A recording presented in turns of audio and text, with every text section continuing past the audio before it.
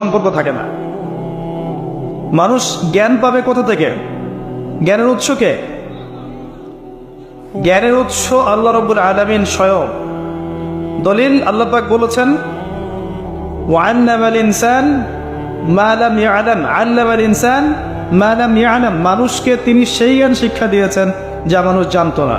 আপনি জ্ঞানী ছিলেন না, আল্লাহ আপনাকে জ্ঞান শিক্ষা দিয়েছেন। ওয়া'আল্লামা আদামাল আসমাআ কুল্লাহা, তিনি আদম আলাইহিস সালামকে সমস্ত নাম শিক্ষা দিয়েছেন। কে শিক্ষা দিয়েছেন? তাহলে আদম আলাইহিস সালামের কাছে সমস্ত বিষয়ের জ্ঞান কোত্থেকে আসলো? তাহলে জ্ঞানের উৎস কে?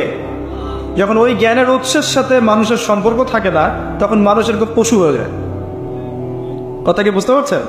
কিছু শব্দ আঘাত লাগতে পারে, বাট এটার উদ্দেশ্য আপনার ভিতরের জগৎটাকে নাড়া দেয়া।